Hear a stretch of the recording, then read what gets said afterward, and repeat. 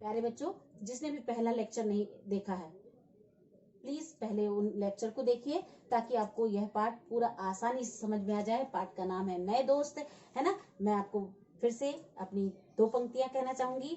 हर पल पेरेंट्स कहते होंगे बेटा मोबाइल तो चलाना, क्योंकि अभी तो पेरेंट्स यही बोल रहे होंगे बेटा जल्दी से देखो कौन सा लेसन किस टीचर ने डाल दिया, कौन से सब्जेक्ट का किस टीचर ने कौन सा लेसन डाला है, क्या डाला है, क्वेश्चन आंसर। तो क्या कहते होंगे, हर पल पेरेंट्स कहते होंगे बेटा मोबाइल तो चलाना और अपने विषय को पढ़ते जाना, और अपने विषय को पढ़ते जाना। देखो प्यारे बच्चों, चंद महीनों में बदल गया है ये जमाना, चंद महीनों में बदल गया है जमाना। मम्मी की पापा की तरफ से मिलेगा अब एक अच्छे नए मोबाइल का आपको नजराना, मम्मी पापा की तरफ से मिलेगा अब आपको एक नए मोबाइल का नजराना। तो पत्ते जो थे वो कैसे अनोखी खुशी में जो राजू जो है पत्तों को देख करके झूम उठा था। अनोखी मतलब निराली खुशी, है ना। अब फिर देखिए क्या होता है, हाँ हाँ क्यों नहीं। पत्ते क्या है, जो पत्ते थे वो राजू से बात कर रहे थे। हाँ हाँ क्यों नहीं, मैंने उतावला होकर के उत्तर दिया। उतावला होकर के मतलब बेचैन होकर के, बेसब्र होकर के, जल्दबाजी में उत्तर दिया। क्या कहा, इसी समय मम्मी के खांसने की आवाज आई और मेरी आंखें खुल गईं। कितना प्यारा सपना था। मतलब जब जागा तो पता चला कि मैं तो सो रहा था, ये सब कुछ सपने में हो रहा था। सोचते हुए मैंने बाहर की ओर देखा।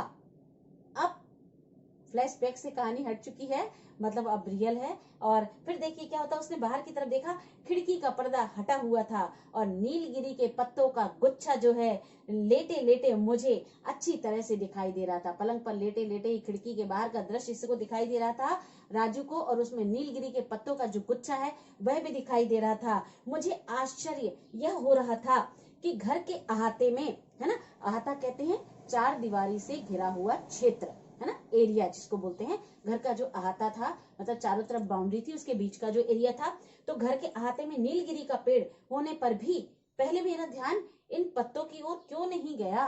मतलब पहले फुर्सत ही नहीं थी, भाग दौड़ मची थी, क्योंकि अभी बीमार था, लेटा था, फ्री था बच्चा, इसलिए उसको उसकी नजर जो है प्रकृति पर गई, प्राकृतिक वातावरण पर गई, और उसने ये सारी चीजें देखी। और उसको आश्चर्य हो रहा था कि घर में तो पेड़ पहले से ही लगा है, लेकिन मैंने कभी देखा ही नहीं ये शोर।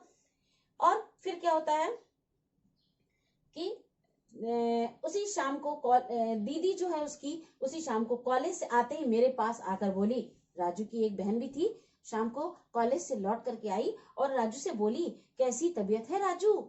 ठीक है दीदी, मैंने मुस्कुराते हुए कहा, है ना। और कुछ क्षण रुककर मैंने दीदी से पूछा, दीदी तुमने बताया था कि पेड़ पौधों में भी जीवन होता है ना। क्या बोल रहा है राजू कि दीदी ने कभी बताया होगा कि पेड़ पौधों में जीवन होता है। तो राजू पूछ रहा है, तो फिर यह बताओ दीदी कि पेड़ पौधे हमारी तरह बातें कर सकते हैं क्या। राजू पूछ रहा है। देखिए उसकी जिज्ञासा, देखिए बच्चों की।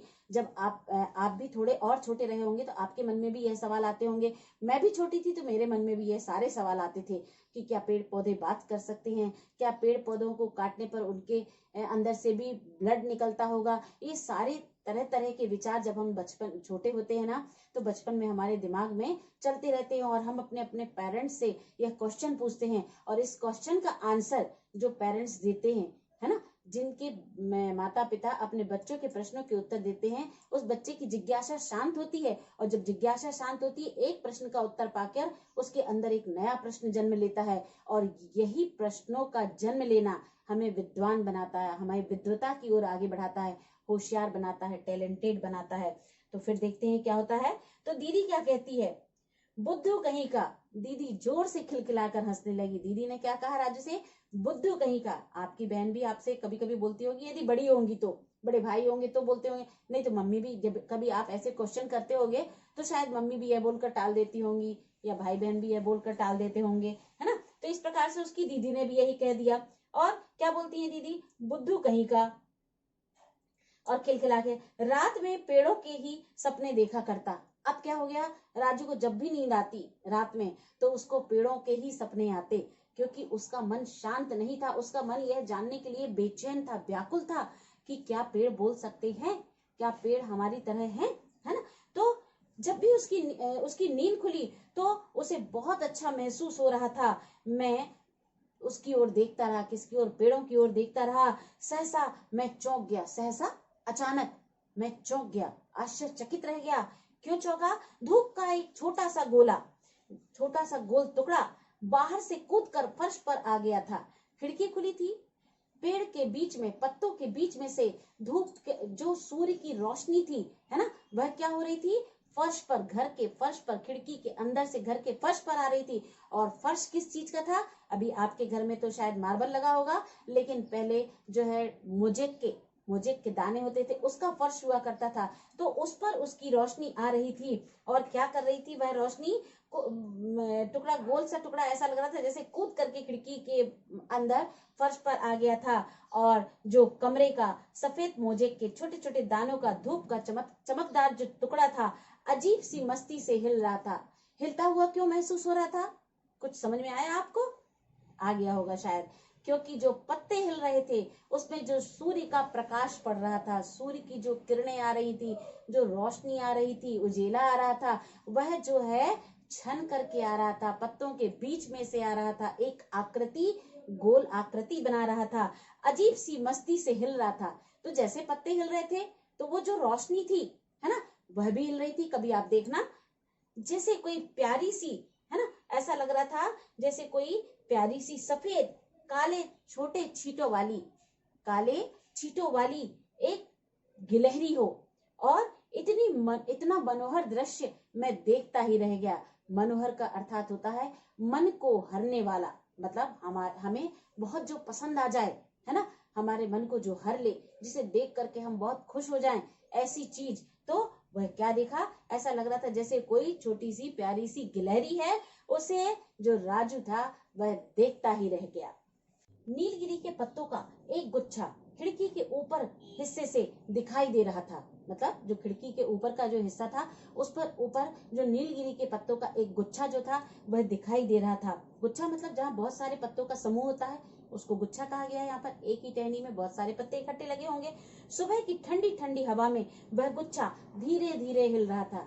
आप कभी सुबह सुबह उठते हैं ना, जब हम सुबह स्कूल जाते हैं, आपने देखा हो कितनी अच्छी सुहावनी हवा चलती रहती है, ठंडी ठंडी मस्त मौसम रहता है। इसलिए तो कहते हैं, बड़े बुजुर्गों ने कहा है ना, सुबह उठकर पढ़ाई करना चाहिए, क्योंकि सुबह का वातावरण बिल्कुल शांत रहता है और बहुत आनंद प्रदान करता है हमको। ठंडी हवा, सुहावना मौसम, सारी चीजें जो है हमारे मन को प्रसन्न करती हैं। और जब हमारा मन प्रसन्न रहता है तो कोई भी कठिन से कठिन कार्य करें आसानी से हो जाता है। इसलिए हमारे बड़े बुजुर्गों ने कहा है कि सुबह जल्दी उठकर पढ़ने से हमें सब कुछ याद होता है ना। और एक चीज और बता दूं, मेडिटेशन करना चाहिए, है ना। मैंने आपको याद होगा कि कभी कभी एग्जाम टाइम में मेरी ड्यूटी जब आपके रूम में लगती होगी, तो आपकी क्लास में मैं जब तक कॉपी नहीं आती पेपर एग्जाम की, तब तक मैं आपको मेडिटेशन करवाती हूँ। तो वह मेडिटेशन 5 मिनट का मेडिटेशन बहुत इंपॉर्टेंट है आपके लिए, हमारे लिए, सबके लिए लाइफ में, क्योंकि वो मेडिटेशन हमारी मेमोरी को स्ट्रांग बनाता है, मेमोरी पावर को बढ़ाता है। चलिए ठीक है, तो अब हम देखते हैं कि क्या हो रहा है पाठ में। कि ओ, तो यह बात थी, अब समझ में आ गया। नीलगिरी के गुच्छे को देख करके, हिलते हुए देख करके हवा में, सुबह की ठंडी हवा में हिलते हुए देख करके राजू ने कहा, ओ, अब यह बात समझ में आ गई। मैं मन ही मन फुसफुसाया, मतलब उसने अपने मन में ही बात की, है ना। जैसे हम लोग करते ना, कभी कभी कोई चीज दिखती है हमें, तो कोई आसपास नहीं होता, किससे बात करें, तो अपने आप से ही बात कर लेते हैं। तो पत्तों की परछाई फर्श पर पड़ने से धूप का टुकड़ा पत्तों के हिलने से एक अजीब तरह का नृत्य कर रहा था। दरअसल धूप का टुकड़ा नृत्य नहीं कर रहा था, दरअसल में वो पत्ते हिल रहे थे, पत्ते नृत्य कर रहे थे। तो धूप भी उसी प्रकार से हिलती हुई दिख रही थी, क्योंकि सूर्य तो स्थायी, वो ऊपर है, तो उसकी धूप तो जैसी पड़ रही होगी वैसी ही पड़ेगी, वो तो धीरे धीरे चलता। लेकिन पत्तों के हिलने के कारण जो है राजू को ऐसा अनुभव हो रहा था, ऐसा फील हो रहा था, ऐसा महसूस हो रहा था। इसी समय मम्मी ने मेरे पास आकर मेरे माथे पर हाथ रखकर पूछा, कैसी तबीयत है बेटा? मम्मी पास में आई और आकर के पूछा, कैसी तबीयत है बेटा? अब तो मैं बिल्कुल ठीक हूँ मम्मी, मैंने प्रसन्नता भरे स्वर में कहा, बहुत खुश होकर के कहा कि अब तो मैं बिल्कुल ठीक हूँ मम्मी। और फिर देखिए, अभी 8 बजे थर्मामीटर लगाकर देखती हूँ ठीक हो भी कि बुद्धू बना रहे हो। मम्मी बोली। 8 बजे जब मम्मी ने जब थर्मामीटर मेरे मुंह में लगाया तो मालूम हुआ बुखार उतर गया है। बुखार क्या हो गया है? छूमंतर गायब हो गया है ना। लगभग 9 बजे डॉक्टर चक्रवर्ती आए। कितने बजे आए? ये सारी चीजें आपको याद रखनी है। 8 बजे थर्मामीटर लगा और कितने बजे डॉक्टर आए? 9 बजे डॉक्टर चक्रवर्ती आए, है ना। तो उन्होंने 1 सप्ताह तक बिल्कुल आराम करने की हिदायत दे दी। क्या कर दिया उन्होंने? 1 सप्ताह तक आराम करने की हिदायत दे दी। हिदायत दे दी का मतलब मैंने पहले भी बताया था, सजेशन दे दिया है ना, इंस्ट्रक्शन दिया या सजेशन दिया। फिर देखिए अब मुझे यहाँ लेटे रहना अच्छा लगने लगा, क्योंकि प्रकृति का इतना खूबसूरत नजारा जो देखने को मिल रहा था, जो राजू ने अपने जीवन में पहले कभी देखा ही नहीं था। इतना बड़ा होने पर भी खिड़की के सामने की और बाहर लगे हुए सभी पेड़ दिखाई देते नीलगिरी के पेड़ के समीप ही, समीप इट मीन्स पास में, है ना। समीप का मतलब पास में। तो क्या है कि नीलगिरी के पेड़ के पास में ही एक अमलतास का पेड़ लगा हुआ था, है ना। अमलतास को हम गोल्डन शावर ट्री के नाम से भी जानते हैं, है ना। अमलतास का जो पेड़ है उसमें भी फूल लगते हैं, बहुत सुंदर फूल लगते हैं। व्हाइट कलर के भी होते हैं, येलो कलर के भी होते हैं। तो इसको हम गोल्डन शावर ट्री भी कहते हैं या इंडियन रेन इंडिकेटर ट्री भी कहते हैं। इंडियन रेन इंडिकेटर ट्री भी कहते हैं। तो वह लगा हुआ था, अमलतास का पेड़ लगा हुआ था समीप मतलब पास में। किसके?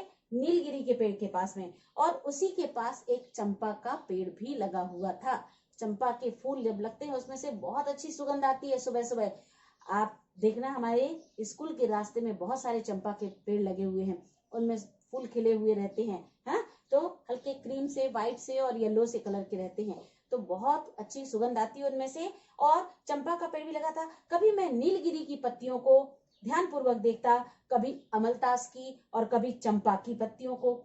इस तरह समय न जाने कैसे बीत गया, टाइम पास हो गया उसका, पता ही नहीं चला, बोर भी नहीं हुआ, है ना। प्रकृति का इतना खूबसूरत नजारा देखते देखते उसका समय कैसे निकल गया, बीमारी का यह टाइम कैसे निकल गया, उसे मालूम ही नहीं चला। अमलतास की छोटी छोटी पत्तियां कितनी प्यारी लग रही थी, खूबसूरत लग रही थी। अपने चारों ओर बिखरे इस विलक्षण प्राकृतिक सौंदर्य का अवलोकन मुझे एक अलौकिक आनंद से ओतप्रोत कर देता है। मतलब क्या कह रहे हैं? अपने चारों ओर बिखरे, बिखरे मतलब फैले हुए चारों ओर, और विलक्षण मतलब अनोखे, है ना। विलक्षण, अद्भुत या अनोखे जो है प्राकृतिक सौंदर्य, इसका अवलोकन करना मतलब देखना, निहारना या निरीक्षण करना भी हम इसे कह सकते हैं।